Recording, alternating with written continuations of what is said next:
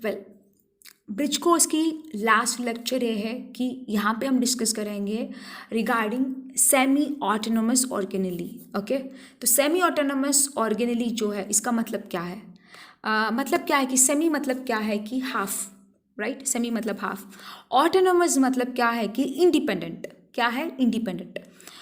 And organelle, okay, organelle हमें पता है, राइट? सो सेमी ऑटोनोमस ऑर्गेनेली की मतलब क्या है? ऐसा एक ऑर्गेनेली जो कि इंडिपेंडेंट रह सकता है पर पूरी तरह से नहीं, सिर्फ आधा इंडिपेंडेंट होके वो काम कर सकता है। ठीक है, समझ आ रहा है आपको? सो द ऑर्गेनेली जो कि कंप्लीटली इंडिपेंडेंट नहीं है, आधा इंडिपेंडेंट है, सो that is what is called semi autonomous organelle. Okay, समझ आ रहा है आपको?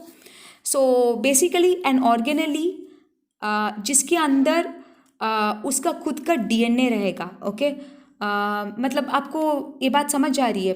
एक ऑर्गेनेली, कोई भी ऑर्गेनेली आप मान लीजिए, उस ऑर्गेनेली के अंदर डीएनए रहेगा। मतलब क्या मैम? सेल के अंदर तो न्यूक्लियस रहता है, न्यूक्लियस के अंदर तो डीएनए रहता है, ये बात तो हमें पता ही है। मैं सेल की बात नहीं बोल रही हूँ, न्यूक्लियस के अंदर की जो डीएनए है ना उसकी बात नहीं बोल रही हूँ। उसको छोड़ के बाकी जो ऑर्गेनेलीज है, जैसा कि माइटोकॉन्ड्रिया हो या कि क्लोरोप्लास्ट हो या कि दूसरे दूसरे जो जो ऑर्गेनेलीज आपको पता है, ईआर पता है आपको, गोल्गी अपैरेटस पता है, ठीक है, इस तरह का ऑर्गेनेलीज की बात बोल रही हूँ मैं। उन ऑर्गेनेलीज में अगर डीएनए की स्ट्रक्चर रहेगा तो, उन ऑर्गेनेलीज के अंदर अगर राइबोसोम की स्ट्रक्चर रहेगा तो उस ऑर्गेनेली की एक इंडिपेंडेंट एंटिटी की तरह काम करने का कैपेबिलिटी मिलेगा। ओके, मतलब क्या? तो उसको सेल सेल यहाँ पे है, ठीक है, सेल की मेन न्यूक्लियस है। Okay, this is a main nucleus of the cell, ठीक है, इसमें डीएनए रहेगा, बाकी ऑर्गेनेलिस पूरा इधर पर है, ठीक है, यहाँ पे है, fine, what ever. So main nucleus जो है यही एक कंट्रोलिंग बॉडी है, सेलुलर सिस्टम की कंट्रोलिंग बॉडी ये न्यूक्लियस ही है ना, ये डीएनए ही है। इसके अंदर जो जीन्स है वही तो सब सारे काम को कंट्रोल करता है, ठीक है। तो मैं जो बात बोल रही हूँ, इस तरह का डीएनए एक छोटा सा ऑर्गेनेली के अंदर रहेगा तो तब क्या होगा? उस ऑर्गेनेली की जो डिवीजन होता होगा, जो जैसा कि एक सेल, दो सेल डिवाइड होने के लिए पहले डीएनए की डिवीजन, रेप्लिकेशन होना जरूरी, उस तरह ये एक ऑर्गेनेली, दो ऑर्गेनेली बनना है तो उसके लिए उसका खुद का डीएनए है। मतलब वो मेन सेंट्रल जो न्यूक्लियस के अंदर जो डीएनए है उसके ऊपर डिपेंड होने का जरूरत नहीं है। समझ आ रहा है आपको बात? Okay, so central main body of the nucleus के ऊपर डिपेंड होने का जरूरत नहीं है, क्योंकि उसके अंदर भी एक छोटा सा डीएनए है, ठीक है। तो फॉर इट्स ओन रेप्लिकेशन, समझ आ रहा है आपको? एंड उस छोटा सा ऑर्गेनेली के अंदर एक छोटा सा राइबोसोम भी है, ठीक है। तो राइबोसोम क्या करता है? Protein factory of the cell, ये बात भी हमें पता है ना। जब एक छोटे से ऑर्गेनेली के अंदर उसका खुद का रेप्लिकेशन करने के लिए एक छोटा सा डीएनए और उसका प्रोटीन सिंथेसिस प्रोसेस जो भी उस ऑर्गेनेली के अंदर जरूरत पड़ेगा उसके लिए उसके अंदर छोटा सा राइबोसोम, ये सब अगर एक ऑर्गेनेली के अंदर रहेगा तो उसको हम क्या बोलेंगे? उस ऑर्गेनेली को हम क्या बोलेंगे? We will be calling that as semi autonomous organelle, क्योंकि वो डीएनए और राइबोसोम होने के कारण से वो ऑर्गेनेली एक इंडिपेंडेंट एंटिटी की तरह काम करना शुरू करेगा। ओके, समझ आ रहे? सो an organelle that contains its own DNA and can reproduce independently of nucleus, nucleus की जरूरत नहीं पड़ता है, खुद रिप्रोड्यूस कर सकता है, ठीक है, अपना खुद का रिप्रोडक्शन खुद कर सकता है क्योंकि उसके अंदर डीएनए है। And also contains ribosomes for synthesis of protein, protein के सिंथेसिस के लिए उसके पास राइबोसोम भी है, ठीक है। तो वो ऑर्गेनेली को हम कहेंगे सेमी ऑटोनोमस ऑर्गेनेली। तो सेलुलर सिस्टम में इस तरह का सेमी ऑटोनोमस ऑर्गेनेली कौन कौन है? There are two organelles, one is chloroplast and other is mitochondria. क्योंकि इन दोनों की स्ट्रक्चर अभी तक हमने डिटेली डील नहीं की है, इसके बारे में डिस्कस नहीं किया, आज की क्लास में थोड़ी बहुत इसकी बेसिक डिस्कस करेंगे। तो ये क्लोरोप्लास्ट, माइटोकॉन्ड्रिया दोनों के अंदर भी क्या होता है? इस तरह का छोटे से डीएनए रहते हैं और राइबोसोम भी रहते हैं, जिसकी वजह से इसको हम क्या बोलते हैं? सेमी ऑटोनोमस ऑर्गेनेली बोलते हैं। फाइन, ठीक है। तो ये क्लोरोप्लास्ट और माइटोकॉन्ड्रिया के अंदर ये डीएनए कहाँ से आया? ये राइबोसोम कहाँ से आया?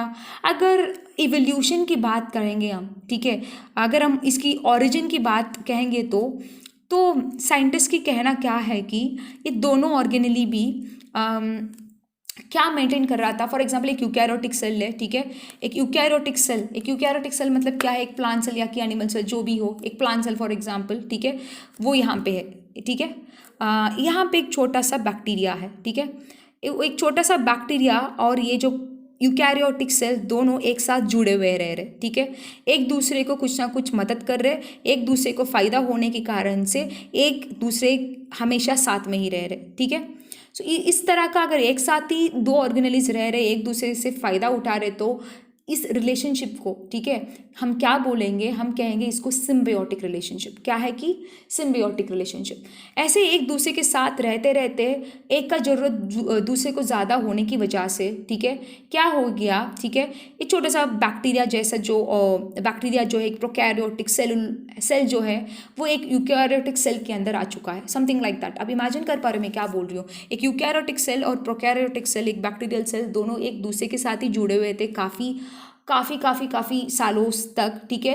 तो एक दूसरे की फ़ायदा मिल रहा था, एक दूसरे की ज़रूरत इतना ज़्यादा हो गया, एक के अंदर दूसरा स्ट्रक्चर आ चुका है, ठीक है।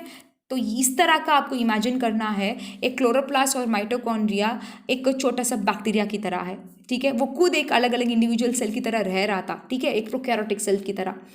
ये एक यूकैरियोटिक सेल के साथ जुड़े हुए रह रहा था, क्योंकि क्लोरोप्लास्ट जो है ये हमें फोटोसिंथेसिस के लिए, प्लांट सेल के लिए ज़रूरत पड़ता है। और माइटोकॉन्ड्रिया जो है, माइटोकॉन्ड्रिया क्या करता है, एटीपी बनाता है, ये बात हमें पता है ना, ठीक है। तो माइटोकॉन्ड्रिया को हम power house of the cell बोलते हैं, क्योंकि वहाँ पे एटीपी बनती है, एनर्जी मॉलिक्यूल्स बनती है। ये दोनों भी एक यूकैरियोटिक सेल में सबसे ज़्यादा जरूरी है, ठीक है। तो ये दोनों एक प्रोकैरियोटिक सेल तरह इमेजिन करो, ये दोनों भी एक यूकैरियोटिक सेल के साथ सिम्बियोटिक रिलेशनशिप मेंटेन कर रहा था, और एक के अंदर दूसरा चला गया धीरे धीरे, ठीक है। सो इसको हम क्या बोलते हैं, एंडोसिम्बियोटिक रिलेशनशिप बोलते हैं। क्या बोलते हैं, एंडोसिम्बियोटिक रिलेशनशिप बोलते हैं। तो ऑरिजिन की हिसाब से बात करनी है तो they are believe to be the bacterial endosymbionts of cell, ठीक है। मतलब ये खुद एक बैक्टीरियल ऑरिजिन से होगा, बैक्टीरिया ही होगा, या एक बैक्टीरियल सेल की तरह, प्रोकैरियोटिक सेल तरह होगा, वो यूकैरियोटिक सेल के साथ रहते उसके अंदर आ चुका है, समथिंग लाइक दैट, ओके। तो इसको एंडोसिम्बियोटिक या कि बैक्टीरियल ऑरिजिन क्यों कहते हैं क्लोरोप्लास्ट और माइटोकॉन्ड्रिया को, क्योंकि एक क्लोरोप्लास्ट जो है, ठीक है, एक क्लोरोप्लास्ट के अंदर और माइटोकॉन्ड्रिया के अंदर भी, ठीक है, एक प्रोकैरियोटिक सेल की जो फीचर्स होता है ना वो नज़र आता है। क्या नज़र आती है, क्लोरोप्लास्ट के अंदर, बैक्टीरिया के अंदर जैसा जिस तरह का सर्कुलर डीएनए होता है ना, ठीक है, हमें पता है सर्कुलर डबल स्टैंडर्ड डीएनए, उस तरह का circular double standard DNA chloroplast के अंदर भी है, माइटोकॉन्ड्रिया के अंदर भी है। 70S राइबोसोम जो है ये प्रोकैरियोटिक सेल की फीचर है, पता है ना आपको। 70S राइबोसोम भी एक क्लोरोप्लास्ट के अंदर भी है, माइटोकॉन्ड्रिया के अंदर भी है, ठीक है, फाइन। सो ये जो स्ट्रक्चर होने की वजह से इसको हम क्या बोल रहे हैं, इसको हम क्या मान रहे हैं, बहुत साल पहले, ठीक है। तो ये एक क्लोरोप्लास्ट एक बैक्टीरिया की तरह ही, बैक्टीरियल सेल की तरह ही रिजेंबल कर रहा था, माइटोकॉन्ड्रिया भी एक बैक्टीरियल सेल की तरह ही था, और ये धीरे धीरे यूकैरियोटिक सेल के अंदर आके एक सेमी ऑटोनोमस ऑर्गेनेली की तरह काम करना शुरू कर लिए, ठीक है, फाइन। एक ऑर्गेनेली बन चुका है, फाइन, ठीक है। सो काफ़ी सारी चीज़ें मैंने समझा दिया आपको, सेमी ऑटोनोमस ऑर्गेनेली की मतलब क्या है, ठीक है। आई होप इसमें आपको कोई कन्फ्यूजन नहीं है, आपको अच्छी तरह से समझ में आ रहा है, ठीक है। तो हम यहाँ पे थोड़ी बहुत बात करेंगे क्लोरोप्लास्ट और माइटोकॉन्ड्रिया के बीच में क्या सिमिलैरिटी है। सिमिलैरिटी ये है कि दोनों ऑर्गेनेलीज भी, ठीक है, काफ़ी इंपॉर्टेंट है एक यूकैरियोटिक सेल में, दोनों ऑर्गेनेलीज भी सिर्फ यूकैरियोट में रहता है, प्रोकैरियोट में नहीं मिलता है, ठीक है। ये दोनों ऑर्गेनेली की स्ट्रक्चर के हिसाब से अगर हम बात करनी है तो दोनों में भी डबल मेम्ब्रेन रहते हैं, ठीक है, दो मेम्ब्रेन रहता है, आउटर मेम्ब्रेन इनर मेम्ब्रेन करके उसकी सराउंडिंग में दो मेम्ब्रेन रहते हैं। क्लोरोप्लास्ट में भी दो मेम्ब्रेन रहता है, माइटोकॉन्ड्रिया में भी दो मेम्ब्रेन रहता है, ठीक है। एंड दोनों में भी एटीपी की प्रोडक्शन होती है, ठीक है। क्लोरोप्लास्ट में भी एटीपी का प्रोडक्शन होता है, ठीक है। माइटोकॉन्ड्रिया में तो एटीपी का प्रोडक्शन होता ही है, वो हमें पता ही है, but the new thing that you are learning today is chloroplast में भी क्या होती है, एटीपी की प्रोडक्शन होती है, fine. So these are the similarities between chloroplast and mitochondria. तो क्लोरोप्लास्ट और माइटोकॉन्ड्रिया की स्ट्रक्चर यहाँ पे मैं मेंशन करी हूँ, ठीक है। This is structure of the chloroplast, जैसे मैंने बताया आउटर मेम्ब्रेन यहाँ पे है एंड इनर मेम्ब्रेन भी है, अंदर एक और इनर मेम्ब्रेन है, सो डबल मेम्ब्रेन स्ट्रक्चर। इसमें क्या क्या है आप अच्छी तरह से देखिए, यहाँ पे कॉइन जैसा जो स्ट्रक्चर है ना, ठीक है, कॉइन जैसा जो स्ट्रक्चर है, ठीक है, इसको हम क्या बोलते हैं, ग्राना बोलते हैं। यहाँ पे मैं इंडिविजुअली अलग करके ड्रॉ की हूँ, जो यहाँ पे आप देखिएगा कि एक के ऊपर कॉइन को अरेंज करने से कैसा नजर आएगा, है ना। तो इंडिविजुअल जो कॉइन स्ट्रक्चर इसको हम बोलेंगे थाइलेकॉइड, ग्रुप ऑफ कॉइन्स को अरेंज करके हुए जो स्ट्रक्चर इसको हम बोलेंगे ग्रानम। क्या है, ग्रानम। इस तरह बहुत सारे ग्रानम एक क्लोरोप्लास्ट में रहती है, और एक ग्रानम दूसरा ग्रानम इंटरकनेक्ट होने के लिए बीच में क्या रहता है, एक कनेक्टिविटी रहती है, इसको हम क्या बोलते हैं, स्ट्रोमल लैमेले। क्या बोलते हैं, स्ट्रोमल लैमेले, ठीक है।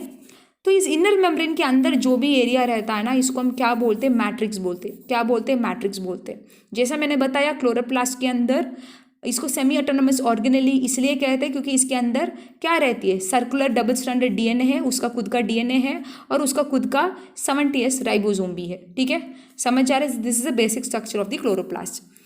तो यहाँ पे एक थाइलेकॉइड की इंडिविजुअल स्ट्रक्चर में आपको ड्रॉ करके दिखा रही हूँ। ठीक है, इस सॉरी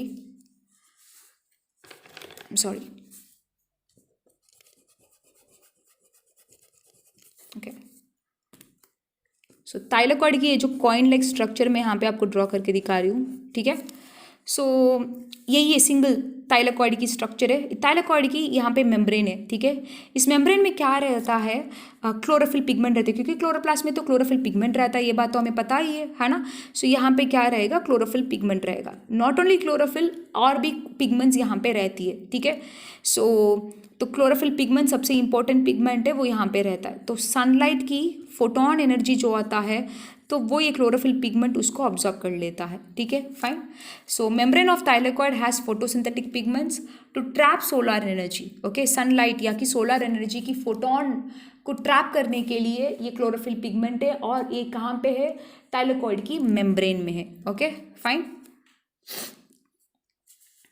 सो ये यहाँ पे क्या करेगा, लाइट एनर्जी को, ठीक है, केमिकल एनर्जी के फॉर्म में एक क्लोरोप्लास्ट के अंदर क्या करेगा, क्लोरोप्लास्ट कन्वर्ट करेगा। सो जो सनलाइट की फोटोन एनर्जी को इसने जो ऑब्जर्व किया है उसको आगे कन्वर्ट कराएगा केमिकल एनर्जी के फॉर्म में, ताकि वो केमिकल एनर्जी सारे लाइफ प्रोसेसेस को चलाने में मदद करती है। ठीक है, सो यहाँ पे दो चीज़ आपको याद रखनी है क्लोरोप्लास्ट में। One is absorbing of photon, यहाँ की लाइट एनर्जी, जो कि होता है थाइलेकॉइड की मेम्ब्रेन में, क्योंकि इस मेम्ब्रेन में क्या है कि क्लोरोफिल पिगमेंट और भी साथ साथ में और भी पिगमेंट है। ठीक है, तो वो कहाँ पे है, मेम्ब्रेन ऑफ द थाइलेकॉइड में। Trapping of solar energy, light energy का अब्जॉर्प्शन यहाँ पे होता है।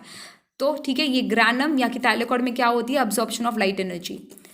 तो ये जो मैट्रिक्स एरिया है ना बाबा, ठीक है, ये मैट्रिक्स एरिया जो है, ठीक है, इसको हम क्या बोलते हैं, स्ट्रोमा बोलते हैं। We call this as stroma. Okay, so stroma. Okay, so stroma में क्या होता है, जो लाइट एनर्जी ऑब्जर्व हुआ था ना, वो इसकी कन्वर्शन होगा केमिकल एनर्जी के फॉर्म में। ठीक है, तो light energy to chemical energy conversion हो जाएगा। ठीक है, वो आगे यहाँ पे ये स्ट्रोमा में, मैट्रिक्स में, या कि इस एरिया में क्या होता है कि यहाँ पे बनती है फूड सिंथेसिस। ठीक है, तो लाइट एनर्जी से एक फॉर्म ऑफ एनर्जी दूसरे फॉर्म ऑफ एनर्जी की फॉर्म में जो कन्वर्शन हो रही है, वो प्रोसेस यहाँ पे होता है। ठीक है, fine. So that is what about the chloroplast की structure. Moving on to mitochondria. Mitochondria की अगर हम बात करते हैं तो यहाँ पे भी आउटर मेम्ब्रेन, इनर मेम्ब्रेन करके दो मेम्ब्रेन है। ठीक है, दोनों मेम्ब्रेन के बीच में जो एरिया है ना, इसको पेरी माइटोकॉन्ड्रियल स्पेस बोलते हैं। उसी तरह यहाँ पे भी क्या रहता है, क्लोरोप्लास्ट में भी दो मेम्ब्रेन के बीच में एरिया जो रहता है, स्पेस रहती है। ठीक है, fine. Outer membrane, inner membrane. ठीक है, और इनर मेम्ब्रेन यहाँ पे अगर आप देखेंगे ना, इनर मेम्ब्रेन देखिए थोड़ा सा इन फोल्डिंग्स है इसमें, इस तरह का, क्योंकि स्मूथ सरफेस नहीं है। यहाँ पे देखिए थोड़ा सा इस तरह का फोल्डिंग है ना। ठीक है, इसको, इस फोल्डिंग को हम क्या बोलते हैं, क्रिस्टे बोलते हैं। क्या बोलते हैं, क्रिस्टे। ओके, सो सिर्फ एक क्रिस्टे का स्ट्रक्चर, ये जो फोल्डिंग की स्ट्रक्चर को मैं यहाँ पे अलग करके ड्रॉ करके दिखाई हूँ। ये जो स्ट्रक्चर है ना, ठीक है, क्रिस्टे है, इसके ऊपर क्या रहता है, एक ग्लोबुलर स्ट्रक्चर जो इसके साथ जुड़े हुए हैं, इसको हम क्या बोलते हैं, ऑक्सीजोम बोलते हैं, या कि F1 पार्टिकल्स बोलते हैं, या कि इसको हम ATP सिंथेटेज बोलते हैं। ठीक है, तो इसकी काम क्या है, ATP सिंथेटेज मतलब क्या, माइटोकॉन्ड्रिया की सबसे इंपॉर्टेंट काम क्या है, it prepares ATP, it produces, manufactures energy currency of the cell, that is ATP। तो उसकी सबसे इंपॉर्टेंट सिंथेसिस वाली काम होता है इस ऑक्सीजोम की मदद से, या कि F1 पार्टिकल की मदद से। ठीक है, इसलिए इसको हम क्या बोलते हैं, ATP सिंथेटेज बोलते हैं। ठीक है, फाइन।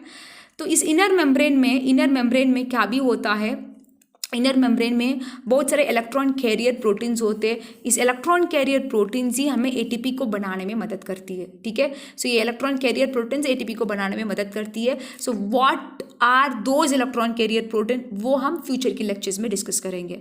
तो फिलहाल बेसिक में आपको क्या समझनी है, inner membrane of the mitochondria में इलेक्ट्रॉन कैरियर प्रोटीन्स रहती है जो कि ATP को बनाने में मदद करता है। ठीक है, so it is involve in the synthesis of ATP, हमें पता है, इसलिए इसको हम power house of the cell बोलते हैं। Okay, so these some of the fundamental very basic regarding the chloroplast as well as the mitochondria. तो यहाँ तक हम क्या करेंगे, ब्रिज कोर्स को ख़त्म करेंगे, ठीक है। सो जहाँ पे हमें लर्न करना था कि some of the basics and fundamentals of your class 11, जो कि 10 से 11 जाने के बीच में आपको जो सीखना था, ठीक है। तो यहाँ हम ख़त्म कर रहे हैं। बाद में हम क्या करेंगे कि नेक्स्ट लेक्चर आपको होगा कि the first chapter of your class 11 that is going to be the living world. तो वहाँ से हम क्या करेंगे, एक एक चैप्टर करके सीरियली डिस्कस करते जाएंगे। तो एंड इसके बीच में हम क्या भी करेंगे, जो भी फंडामेंटल्स या कि बेसिक आपने पढ़ाई किया है या कि डिस्कस किए, इतने दिन से हमने एक एक ऑर्डिनरी के बारे में डिस्कस करते आए हैं, ठीक है। इसके बारे में एक छोटा सा टेस्ट भी हम कंडक्ट करेंगे, okay. Maybe WhatsApp mode में आपको मैं क्वेश्चन सेंड करूँगी, आप सेल्फ टेस्ट घर पे बैठ के ट्राई कर लेना, सॉल्व कर लेना, ठीक है, फाइन। ताकि आपको खुद का मतलब थोड़ी बहुत आइडिया समझ में आएगा कि आपकी कॉन्फिडेंस बूस्ट होगा, ठीक है। आपने जो पढ़ाई किया है उसकी मतलब कि आपको थोड़ा सा तो लगेगा एग्जाम अटेम्प्ट करने के बाद ही तो मैंने कितना पढ़ाई किया है एग्जैक्टली, है ना, fine. So that is all about the today's lecture, okay. So we'll start up with new fresh chapter from the next class, okay. Thank you.